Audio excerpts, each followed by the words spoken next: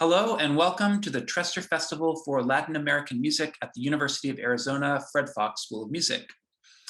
This weekend, we will be virtually hosting 3 internationally renowned pianists who are specialists in Latin American piano music: Glenda Courtois, Daniela Salinas, and Oscar Macchioni.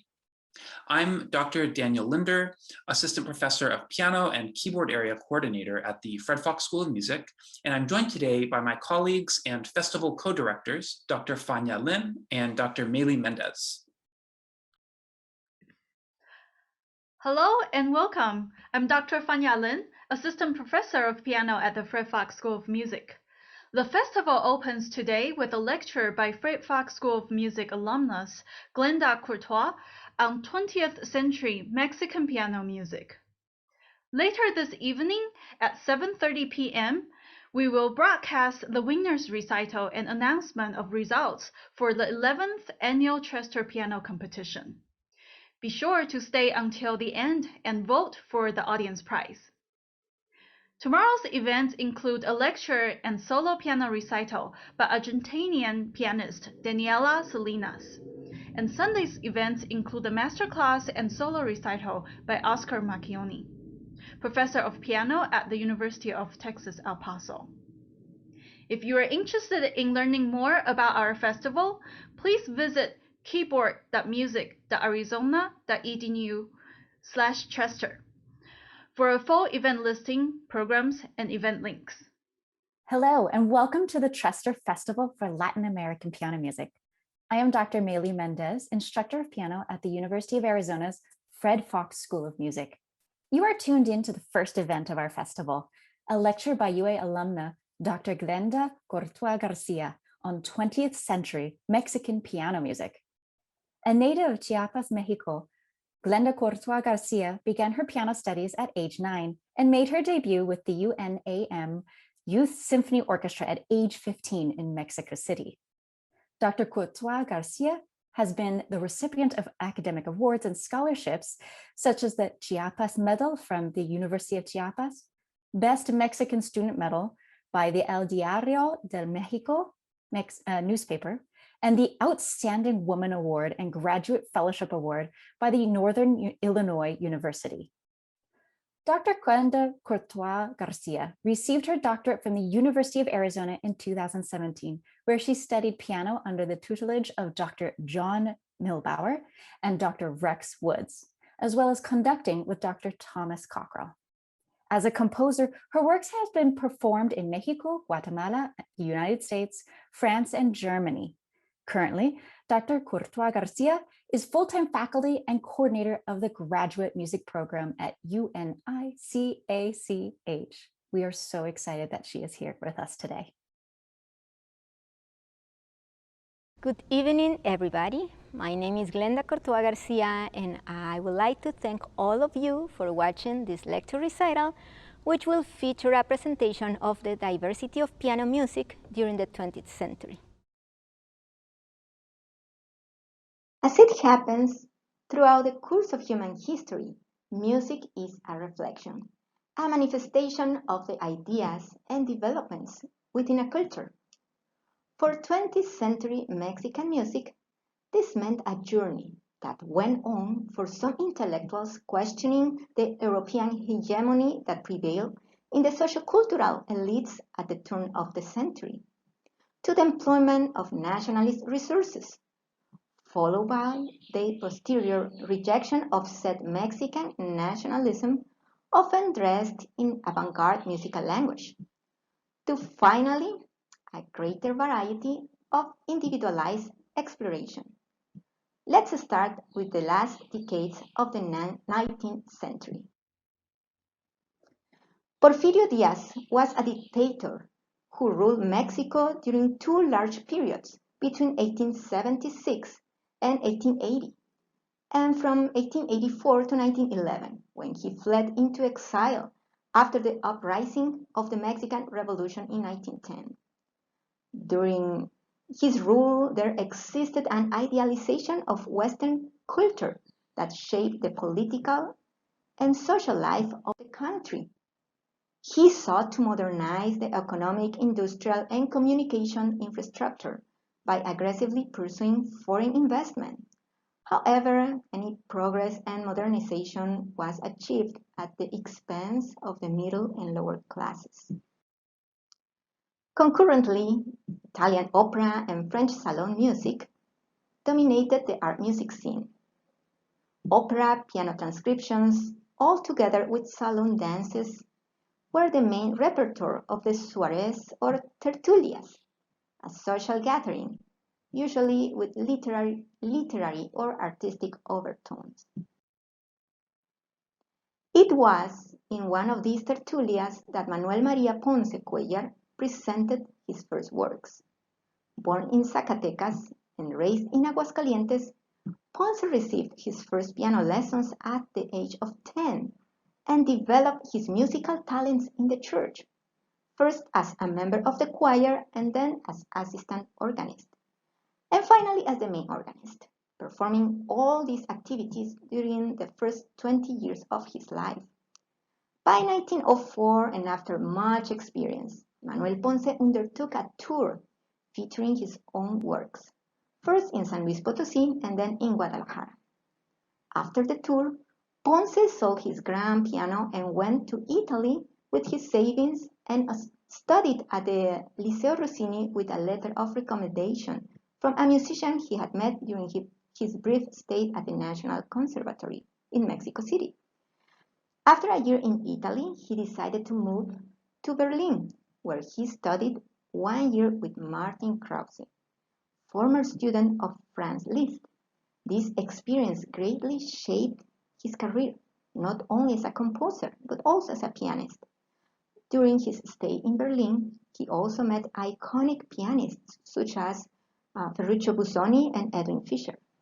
Before returning to Mexico in 1906, Ponce presented a recital at the Beethoven Halle in Berlin, introduced by his own teacher, Martin Krause. By the end of 1907, Ponce accepted an invitation to join the faculty at the National Conservatory of Music in Mexico City. During the following years, he toured various cities and established himself as a successful composer and performer. However, the insurrection that marked the beginning of the Mexican Revolution caused a cascade of events that affected the life and decisions of many. In 1914, Ponce had accepted a modest subsidiary as a composer from one of the transitory governments during the revolution, which later resulted in much criticism and discredit. The tension escalated to the point that he decided to go to Cuba, where he traveled back and forth for the next 2 years. At this time, Ponce's creativity flourished with an infusion of Caribbean rhythms. Works such as Suite Cubana, Elegía de la Ausencia, and his 3 Rapsodias Cubanas, or Cuban Rhapsodies, are the result of this first trip to Cuba. The Rapsodia Cubana número 1, the first work of this program, features the cinquillo, a popular rhythmic formula in Cuban music, and throughout the first 2 sections.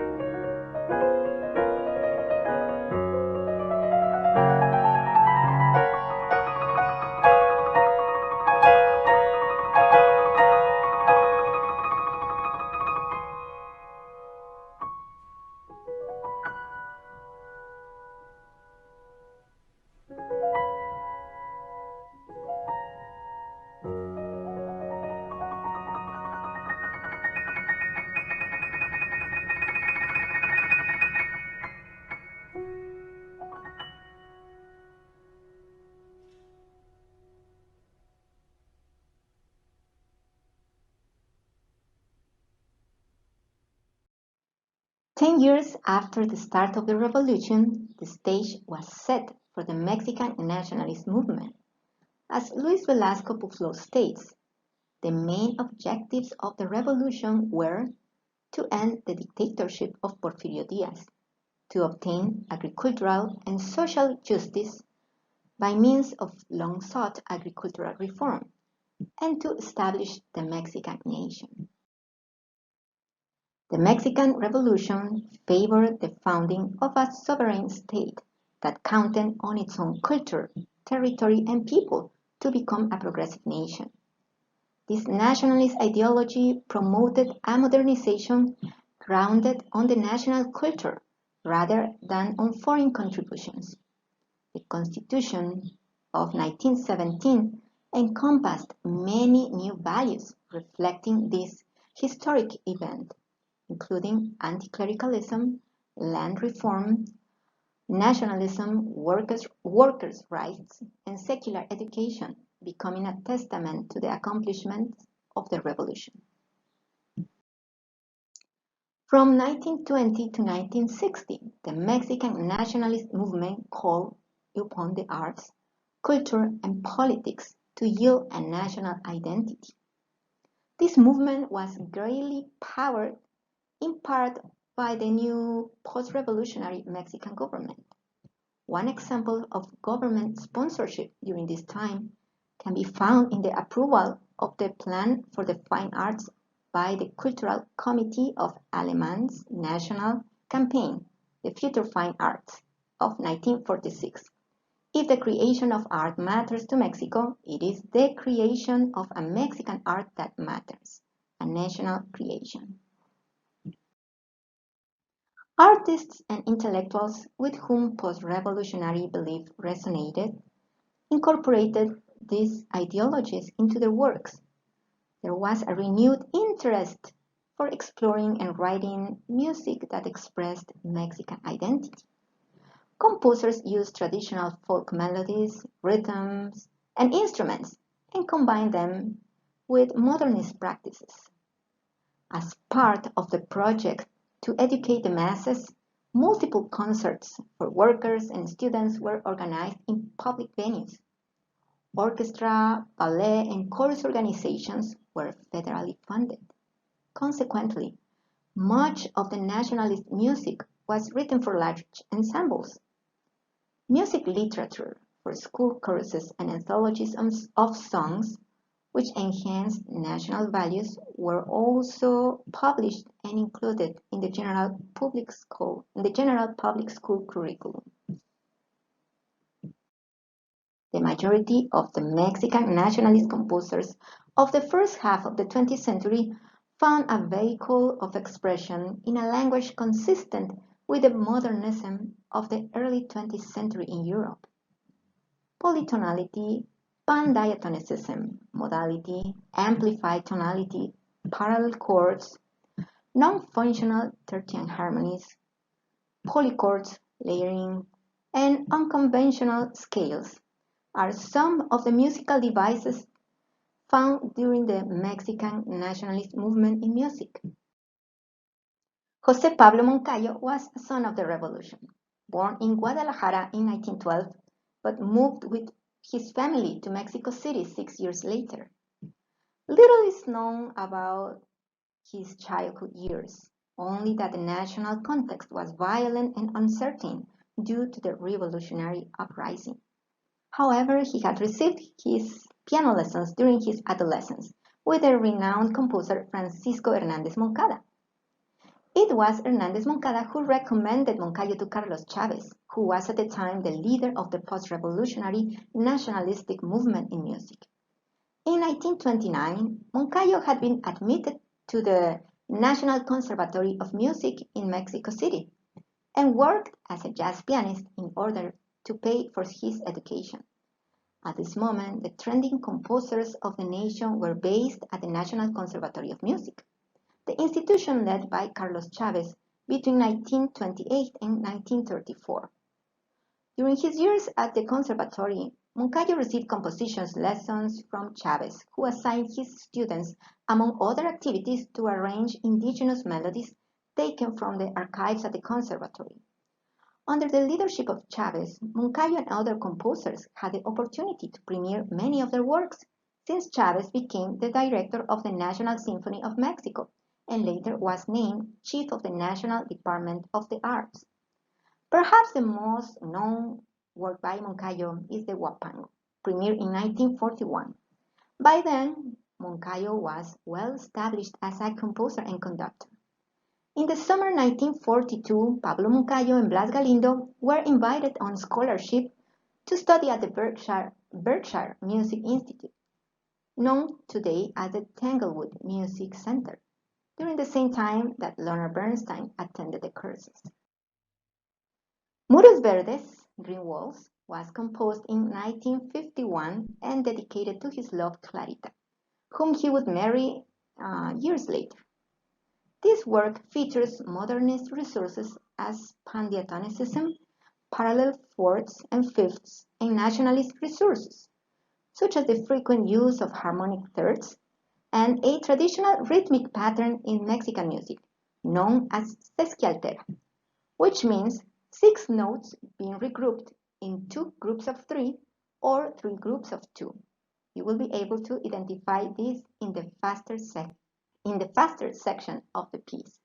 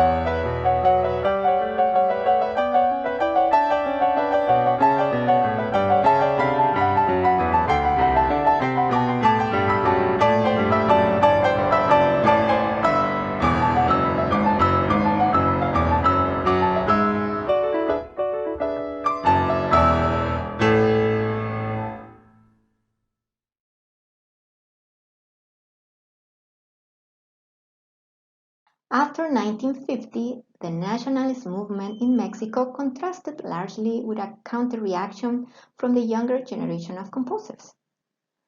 The exploration of atonality and serialism followed gradually after 1950, and with these less attainable musical languages consequently caused the decline of the nationalist movement in Mexican music. Alongside the embrace of these new musical trends, the younger generation rejected the institutionalization of nationalism in the arts. Furthermore, by the 1950s, the government had reached a desirable level of control and stability, and nationalism was no longer a priority in the political discourse. The convergence of these factors birthed the musical decline of the nationalist movement, and by this time, younger generations of composers and artists rejected the pressure of the official art on behalf of freedom, individuality, and universality. Born in Oaxaca in 1935, Leonardo Velázquez Valle took his first workshop for emerging composers when he entered the preparatory level at the National Conservatory in Music in 1949. As a student, he also attended Moncayo's lectures on orchestration and conducting. Later on, he studied composition with Carlos Jiménez Mabarak and also at the Los Angeles Conservatory with Maurice Roger. His output encompasses a variety of genres: chamber, solo, vocal, orchestral, and incidental music. The music of Velázquez departed from a nationalist to a more avant-garde language. His style largely reflects the trends of the composers during the 60s, many of which feature free atonality and serialism. Velázquez was the founder and conductor of the National Conservatory Choir, the Chamber Orchestra, and the Secretary of Public Education, and the Orchestra of the Mexican healthcare system. His Toccata for piano, written in 1967 and published in 1975, combines rhythmic patterns with highly polyphonic textures and free atonality.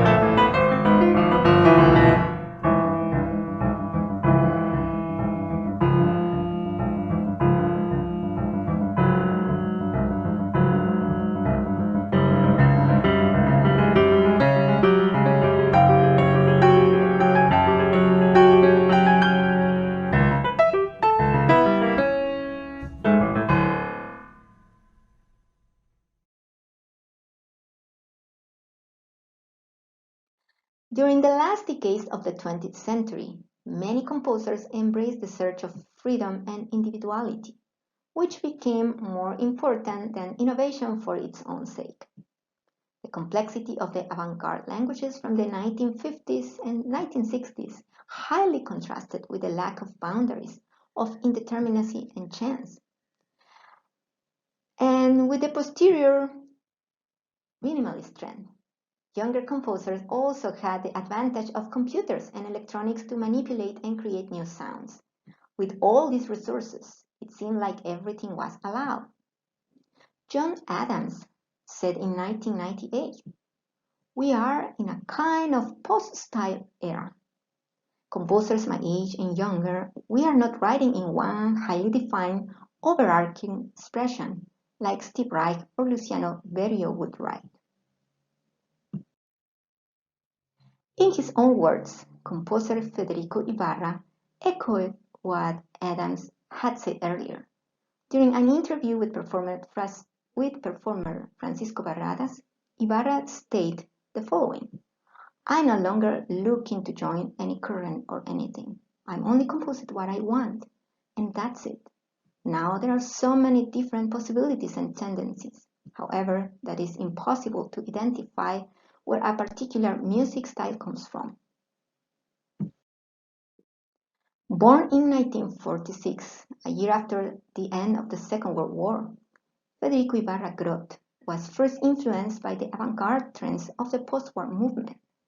A native of Mexico City, he studied at the School of Music of the National University of Mexico, where he obtained his degrees in piano and composition. Upon completion, he continued his education on scholarship in Paris and Spain.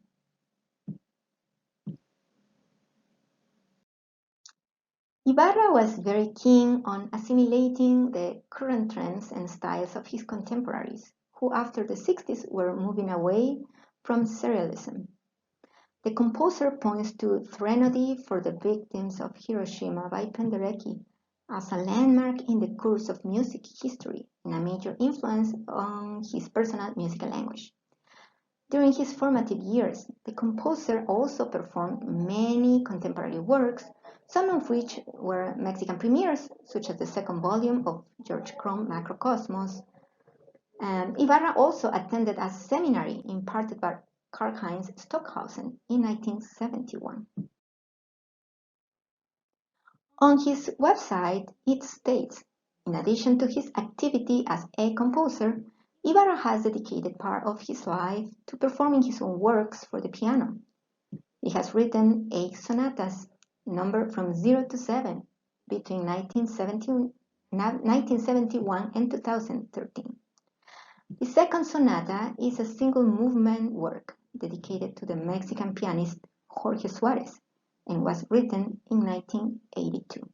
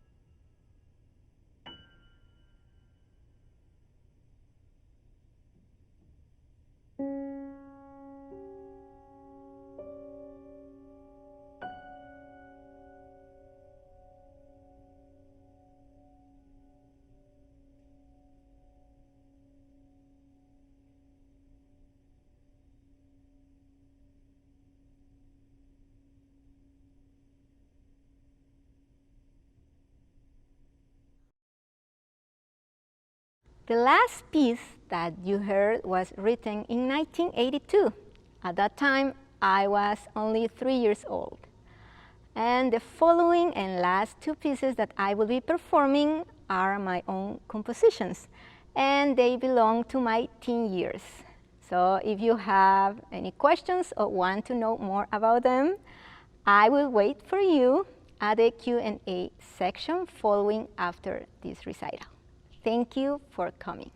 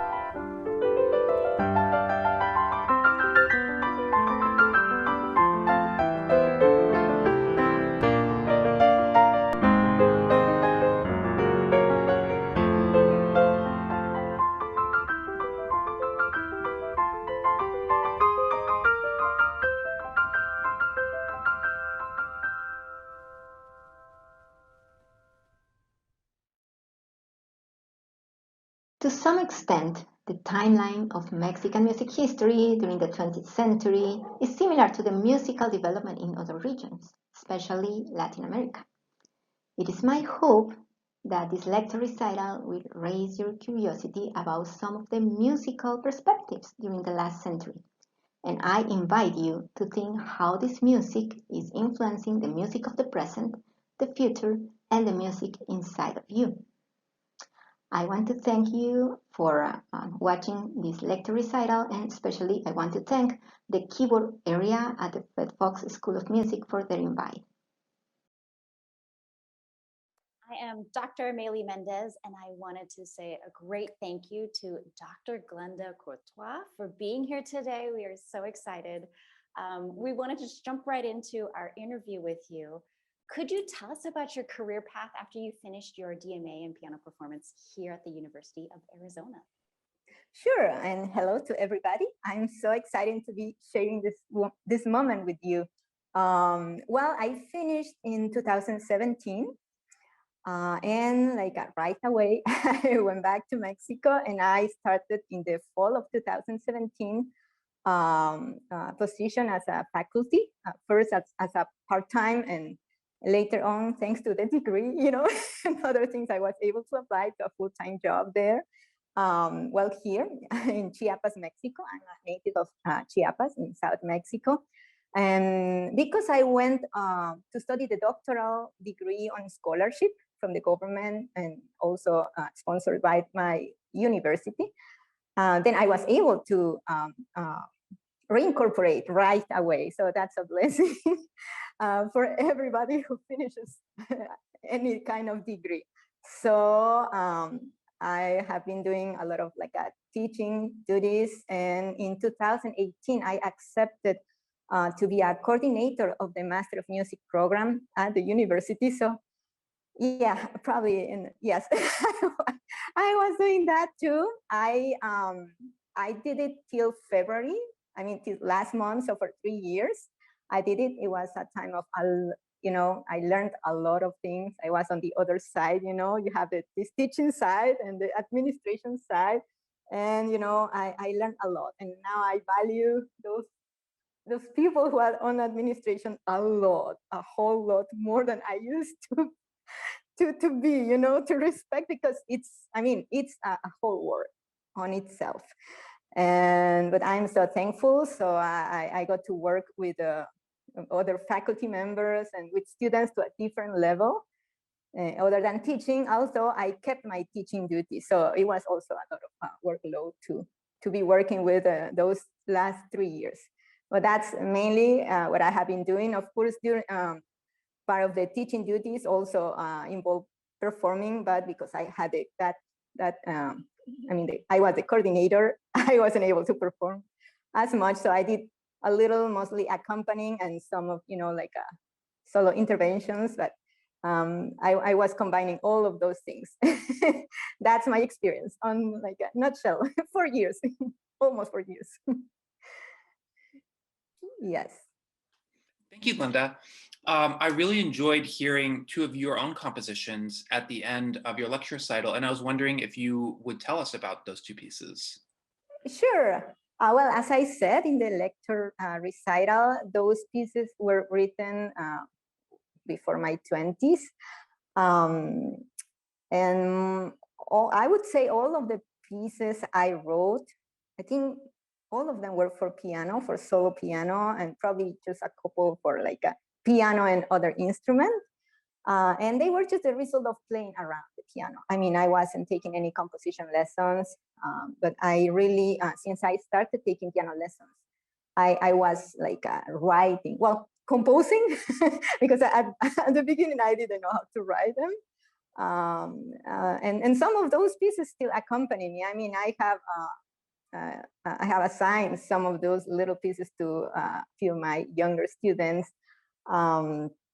So that's why I also like to encourage my students, I mean, no matter the age, to be creative, to be, you know, like messing around, playing around, because I think that helps us, you know, to boost our creativity. I think there is, as Francis Clark said, you know, that like, there is music in every child. So there is music in all of us, and we just need to boost, to help that to flourish, what we have inside us. So I would say really those pieces are the result of just playing around.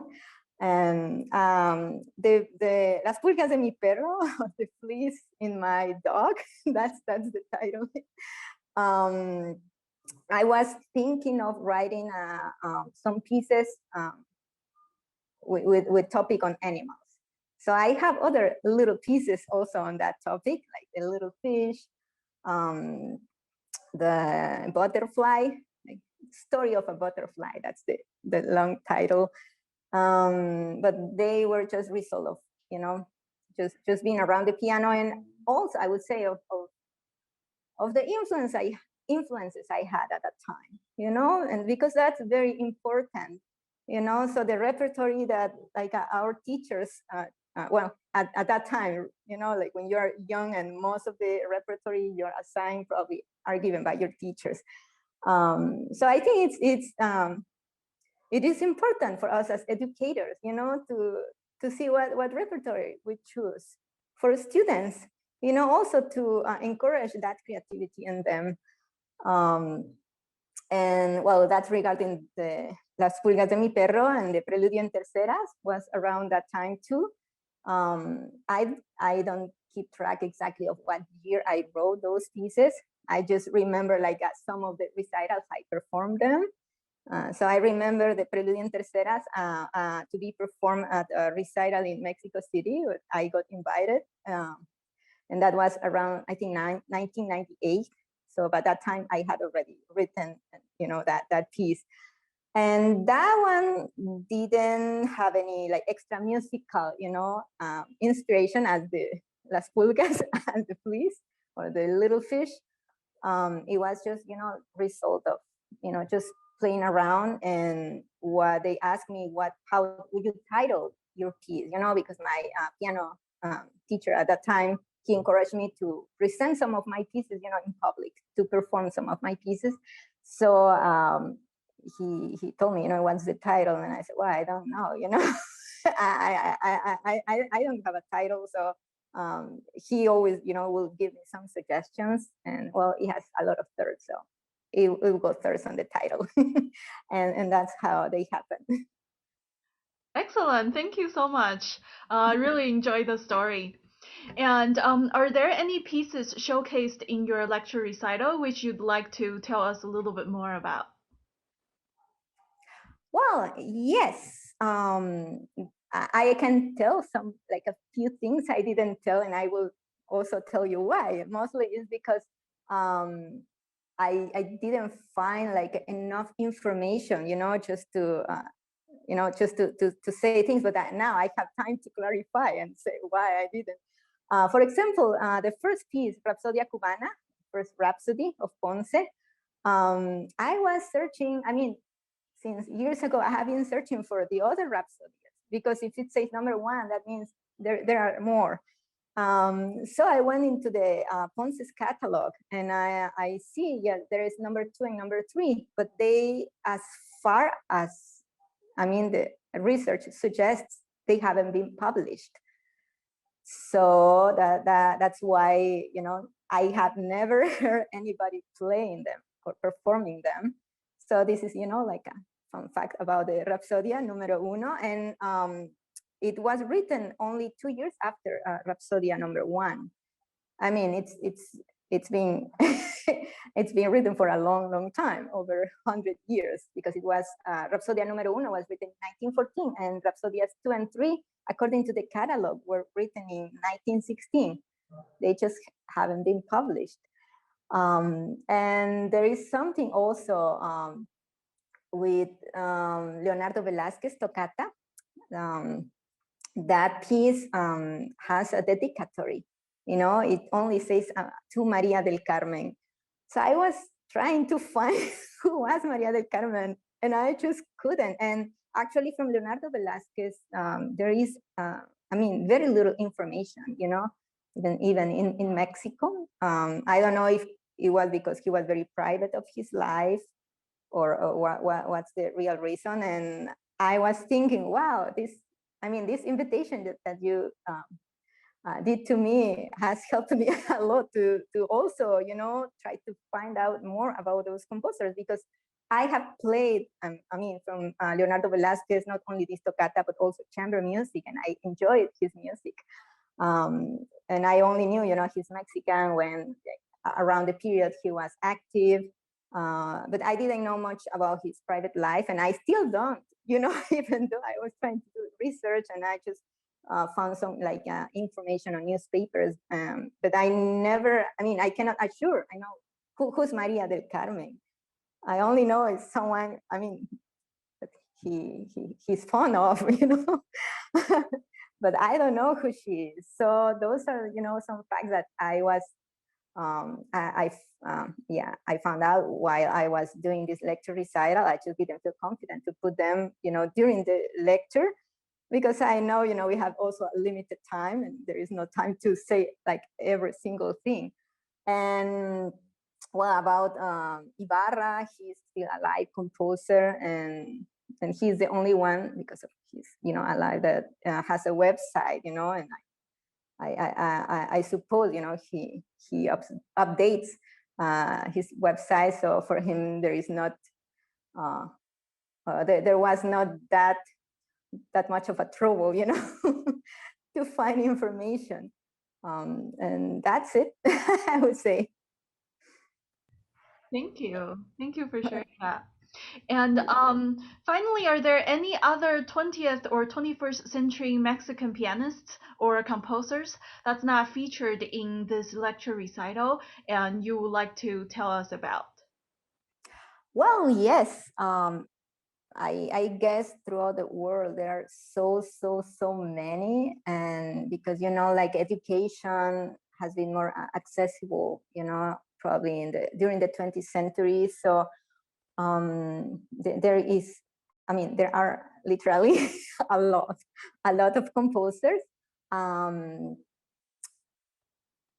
would say probably Ibarra is the one whom I know that has more like a repertory for piano, because most of the composers, besides those, I mean, besides the ones I feature at the lecture recital, most of them have, you know, they have some piano literature, but they, I mean, they don't focus solely on piano, producing piano repertoire.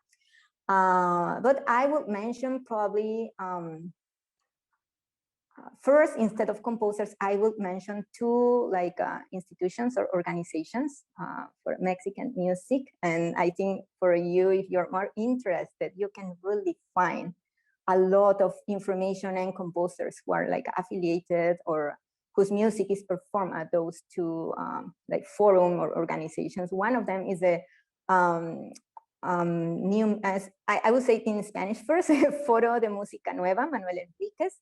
So it's like a forum of new music, Manuel Enriquez. Manuel Enriquez is the name of one composer, Mexican composer, who was promoting the avant-garde and avant-garde like trends in Mexico in the 70s, probably. So since 1978, this forum exists, and they have activities every year. You know, now they are on Facebook, and they have, you know, postings. They post like frequently. So if you are interested about like contemporary music, Mexican contemporary music, because it's focused on Mexican music, you can go and check Manuel Enriquez Foro de Música Nueva.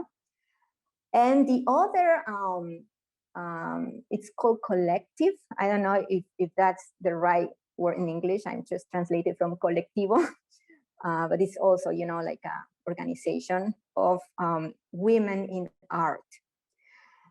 So this is an institution that promotes all types of art, including music, of course, made by women, you know, like women composers. So this is very interesting because I have been invited to participate, you know, with them. I don't belong. I mean, I'm not a member. I haven't done those steps to do so. But I have friends who are members. I have performed music written by some women composers who are, of course, still alive. And they also have activities like yearly. So I think it would be probably to me a little bit unfair to mention some of the names because I will always feel like I left out someone. I can tell you, like, as some composers, I have performed music, you know, like, which I have performed music, you know, like, from, speaking of women, Claudia Herrerias, Leticia Armijo, some of the women I have performed.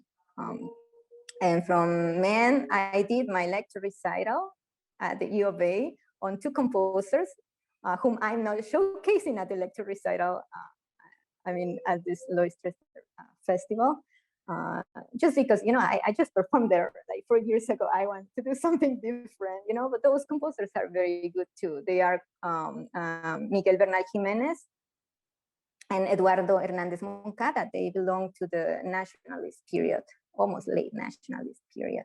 So those are like probably two things I would like to mention. Wow, that's amazing. Thank you so much. That's very helpful and very informative. Thank you. Thank you. Thank you so much, Glenda. Thank you for this excellent lecture recital, and thank you for being with us here today to share even more information. It was really great. No problem, my pleasure.